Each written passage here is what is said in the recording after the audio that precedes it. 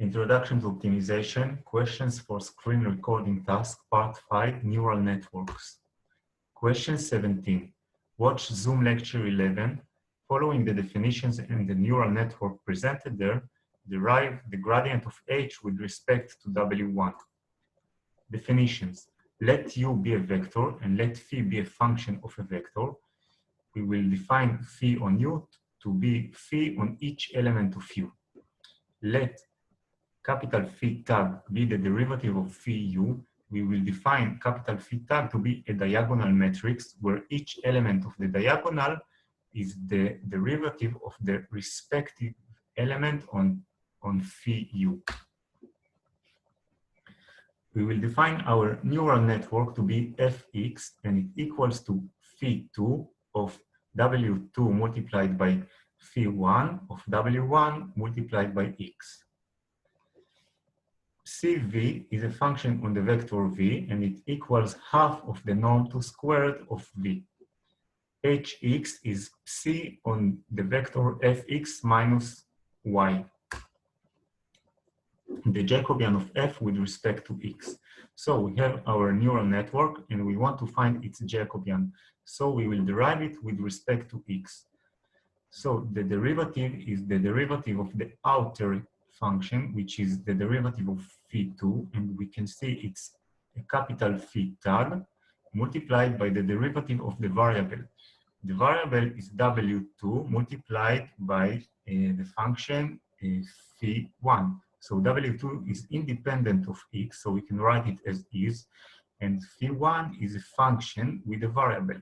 So we will take the outer derivative, which is capital phi1 tag, and the derivative of the variable w1x is just w1. The gradient of h with respect to x. Hx equals to c of fx minus y. So we will define r to be fx minus y and get that hx equals cr. Now the gradient of hx with respect to x is the Jacobian of fx transpose multiplied by the gradient of c with respect to r. Now, since we know the Jacobian of fx and we know cr, we will find that the gradient of c with respect to r is half multiplied by the gradient of norm 2 squared of r. And by the definition of norm 2 squared, we can write that it's the half of the gradient of r transpose r. And we get that the gradient of c with respect to r is just r. Now, the gradient of h with respect to x is the Jacobian of fx transpose multiplied by the gradient of c with respect to r. And we know that r is fx minus y.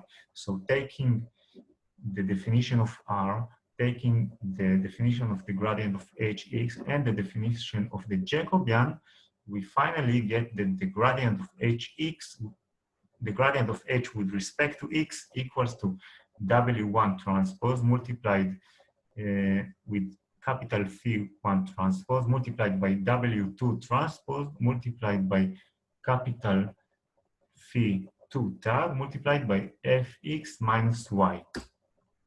So we will annotate u1 to be w1x, and we get that our neural network with the variable u1 is phi2 of w2 multiplied by phi1 of u1. We will now look for the differential of f. So the differential of f is the differential of the outer function phi2.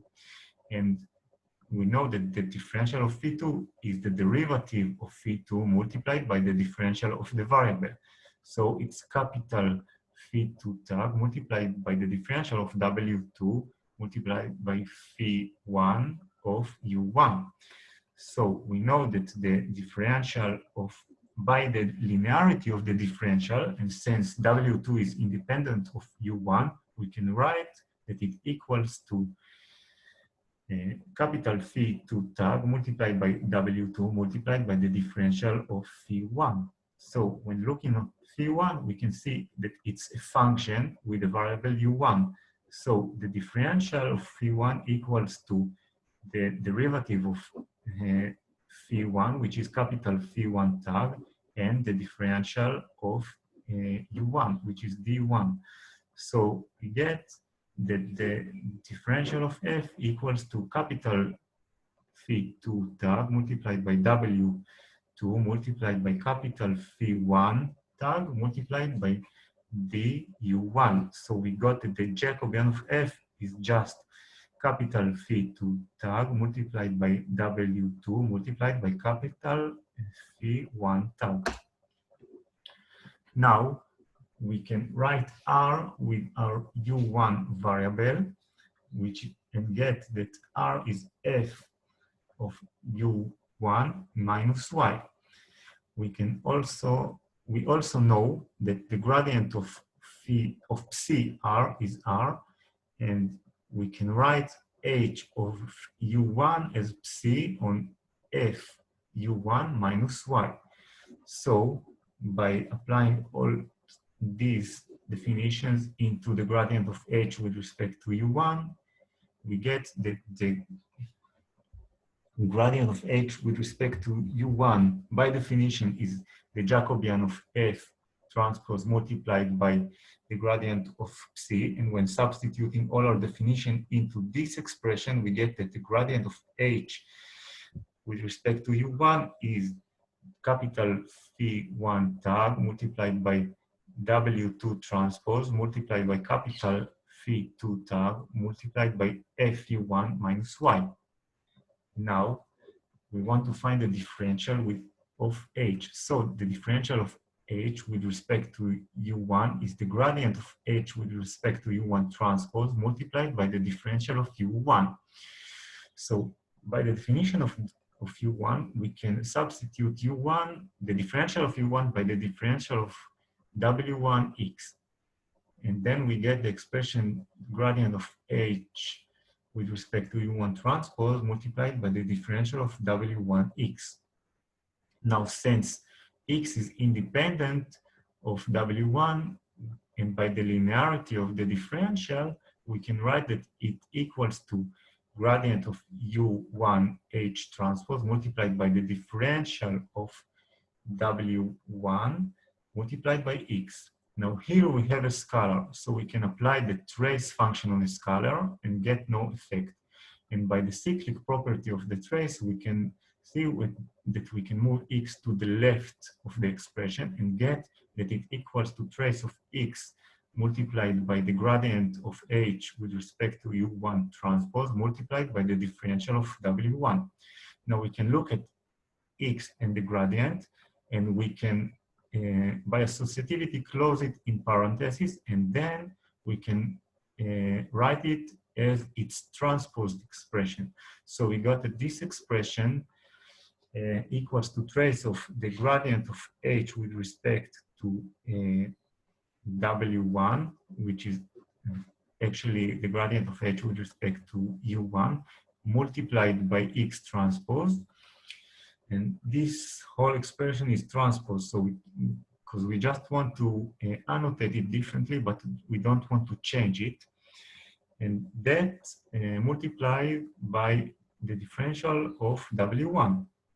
So by the definition of the gradient, and because we saw that the differential of h equals to trace of the one expression transposed with the differential of a matrix, we get that by definition, the gradient of h with respect to w1 is the gradient of h x transpose with respect to u1. Now, when applying all the definitions we know from before and substituting into this expression, we got that the gradient of h with respect to w1 is capital phi1 tag multiplied by w2 transpose multiplied by capital phi2 tag multiplied by f minus y multiplied by x transpose.